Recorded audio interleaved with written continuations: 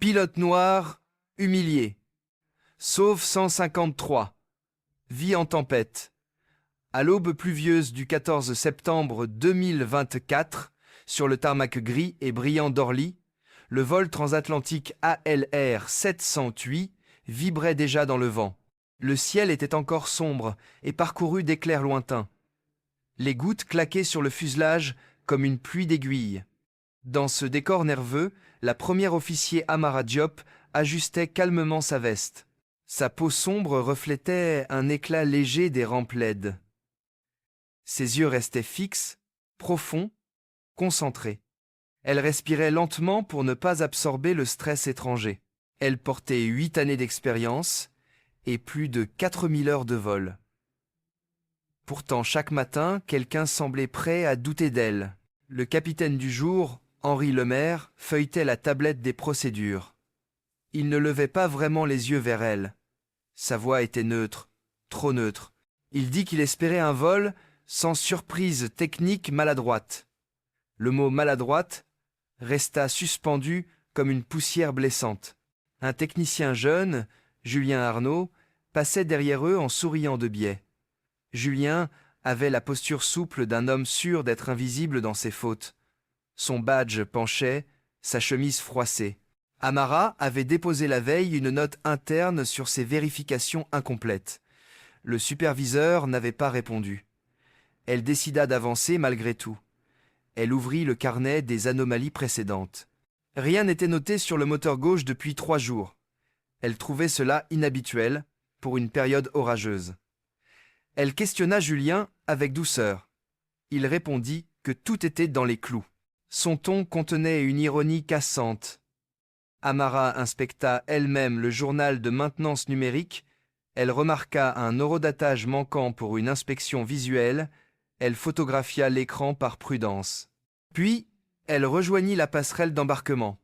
Les premiers passagers arrivaient comme un flux hésitant. Un agent de sûreté barrait partiellement l'entrée. Il demanda 2 fois la carte professionnelle d'Amara. Il la regardait comme si l'uniforme pouvait être un costume loué. Elle montra calmement ses documents. L'agent scanna, soupira, et la laissa passer sans excuse. Un enfant noir, assis avec un sac dinosaure, la regarda avec émerveillement. Elle lui adressa un clin d'œil discret. Une hôtesse senior, appelée Marcel Okoro, arriva derrière elle. Marcel portait la fatigue élégante des gens qui ont vu trop d'aubes. Sa voix était chaude, un peu rauque, comme un violoncelle oublié. Elle dit à Amara qu'elle tenait bon mieux que beaucoup. Cette phrase simple se planta comme une fleur protectrice. Le flux des passagers continua. Une femme brune aux yeux calmes s'installa au siège 14 ampères. Elle tenait un petit carnet noir. Plus tard, Amara apprendrait qu'elle s'appelait Célène Duarte, analyste en cybersécurité. Un homme nerveux s'assit rang 22C. Il gardait un sac électronique compact au sol. Il le touchait souvent du bout des doigts. Son front brillait déjà de sueur. Les annonces prêts vol retentirent. Le tonnerre se rapprocha en roulement court. Dans le cockpit, l'air sentait légèrement l'ozone. Le capitaine Lemaire révisa les paramètres de poussée. Sa main tremblait légèrement, mais il la recouvrit de l'autre.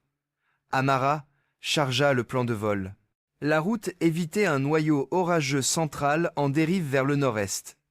Elle proposa une légère modification d'altitude de croisière. Le capitaine répondit qu'on verrait plus tard. Elle sentit une fine couche de tension se poser sur son cou. La porte du cockpit resta entr'ouverte quelques secondes. Julien passa encore, regard en biais. Il dit que si le moteur gauche vibrait un peu en montée, ce serait dans la marge. Amara répondit que toute vibration anormale devait être loguée. Il haussa les épaules et disparut. Elle nota mentalement de surveiller l'EGT et les nonnes. Le repoussage débuta sous pluie serrée. Les gyrophares rouges tournoyaient dans les reflets mouillés. Les ailes portaient des traînées d'eau fuyantes. Les moteurs rugirent, profonds, asymétriques. Amara sentit une micro-différence de réponse du moteur gauche. Valeur non plus lente de 0, 6%. Rien d'illégal mais pas normal pour elle. Elle consigna mentalement. Alignement piste. Avion autorisé décollage immédiat. Le capitaine prit les commandes. Accélération forte. Le fuselage vibra plus côté gauche que prévu. Amara annonça anomalie mineure vibration sur interphone. Le capitaine ignora, occupé à vraie rotation. Monté dans un couloir de pluie hachée. Les gouttes se transformaient en filets argentés sur les pare-brises. Amara surveillait la poussée et les paramètres électriques. La cabine se stabilisa. Le niveau de croisière provisoire fut atteint plus tôt pour éviter cellules orageuses. Les turbulences se faisaient plus longues, plus élastiques. Des passagers sonnèrent. Marcel rapporta que l'homme au 22C refusait de ranger complètement son sac. Amara demanda si un écran visible clignotait. Marcel dit qu'elle avait vu des diodes bleues intermittentes. Amara informa le capitaine qu'un objet à surveiller existait. Il répondit qu'elle voyait des problèmes partout. Cette phrase entra comme un caillou froid dans sa poitrine. Elle inspira profondément. Le radar météo montrait un noyau convectif s'élargissant. Elle suggéra une dérive de 10 degrés. Le capitaine hésita, puis accepta, fatigué. Il eut alors une quinte de toux sèche. Sa main chercha sa bouteille d'eau. Ses doigts tremblaient plus fort. Ses yeux devinrent vitreux quelques secondes. Amara le fixa. Il tenta de dire une phrase, mais sa voix se brisa. Il porta la main à sa poitrine. Son visage perdit couleur. Il s'effondra contre la console latérale. Sa respiration devint saccadée. Amara activa le code interne médical. Marcel répondit immédiatement par interphone. Un médecin parmi les passagers fut sollicité. Un homme âgé se présenta, docteur en cardiologie. Il prit l'attention du capitaine sur le sol étroit derrière la porte. Il déclara un probable syndrome coronarien aigu. Amara prit le commandement sans débat. Elle verrouilla la porte cockpit. Le tonnerre frappa si proche que la lumière vibra.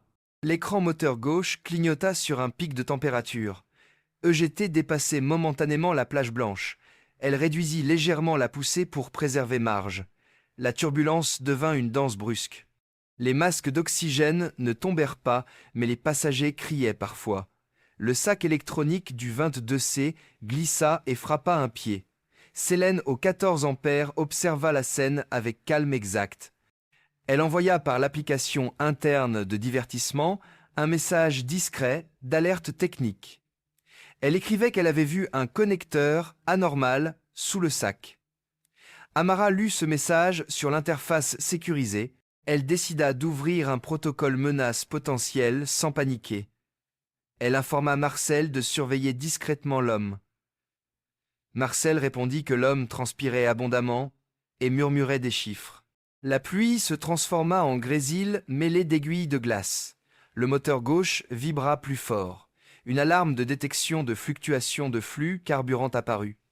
Amara suspecta une vanne, mal vérifiée avant vol. Elle pensa à l'inspection manquante. Julien Arnaud lui revint comme une ombre coupable. Elle coupa un instant l'injection additionnelle pour stabiliser. La vibration diminua, puis revint avec une fréquence plus grave. Elle se prépara mentalement à une procédure monomoteur. Elle contacta le contrôle pour un déroutement. La voie de l'ATC était saturée de trafic d'évitement orageux. Elle demanda priorité médicale et technique. Priorité accordée. Cap sur un aéroport côtier de déroutement. Le vent de travers annoncé était fort. Elle calcula mentalement marge de piste et énergie résiduelle. Soudain, un bang sourd retentit côté gauche. Des voyants rouges s'allumèrent. Perte de poussée confirmée moteur gauche. L'odeur d'huile chaude envahit le cockpit. Amara déclencha la checklist feu moteur. Pas de flamme visible. Elle coupa alimentation carburant. Elle arma l'extincteur. Paramètres se stabilisèrent sur un régime mort. Un silence asymétrique plana comme un vide de souffle. L'avion pencha légèrement, mais elle corrigea au palonnier. La radio grésilla plus fort sous effet électrique. Elle annonça monomoteur au contrôle. Des passagers pleuraient, certains priaient. Marcel fit une annonce douce sur la situation. Elle garda un rythme posé pour diffuser calme. Célène observait toujours 22C. Elle remarqua que l'homme semblait essayer de détacher un module. Marcel s'approcha avec une bouteille d'eau. Elle parla doucement à l'homme. Son ton était comme une couverture tiède. Elle demanda s'il se sentait bien. Il répondit qu'il avait peur de voler. Ses mains tremblaient sur le sac. Amara demanda si un bruit électronique régulier venait du sac. Marcel confirma un tic faible. Amara décida de ne pas provoquer panique. Elle demanda à Célène de noter tout changement. Célène répondit par l'interface qu'elle voyait un simple powerbank modifié, probable bricolage amateur. Risque d'échauffement plutôt qu'explosif. Amara plaça mentalement ce risque sous catégorie incendie potentiel. Elle prépara une procédure d'atterrissage prioritaire monomoteur avec surveillance cabine. Le capitaine gémissait encore faiblement, mais demeurait conscient par intermittence. Le médecin administra aspirine broyée. Amara reconfigura les volets planifiés. Le poids était encore élevé. Elle calcula une consommation accélérée sur le moteur restant. La pluie s'éclaircit en nappe oblique. La côte apparut enfin comme une ligne sombre larvée de brume. Le vent latéral était plus brutal que prévu. Des rafales entraient en vagues diagonales. Elle sentit la responsabilité de 153 vies concentrées dans le manche.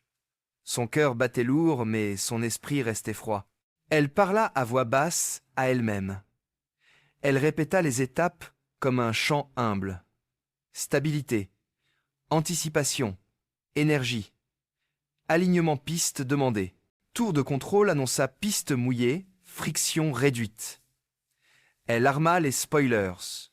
Elle vérifia que l'inverseur du moteur restant fonctionnait. Elle décida une vitesse d'approche légèrement supérieure pour conserver autorité.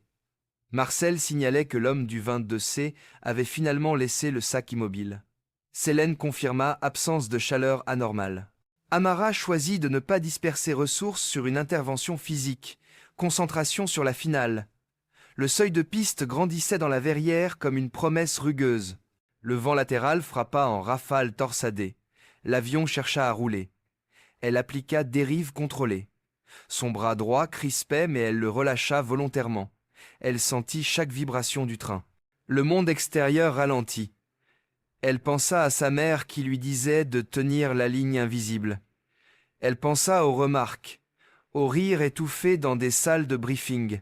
Elle transforma tout en un fil de concentration clair, arrondi précis, touché sur roue principale droite. La gauche suivit avec douceur tardive. Spoiler sorti. Inverseur déployé partiellement. Freinage modulé. L'avion vibra sur les flaques plates. Il ralentit plus vite que son estimation pessimiste. Il quitta la piste en sécurité relative. Un souffle collectif monta dans la cabine.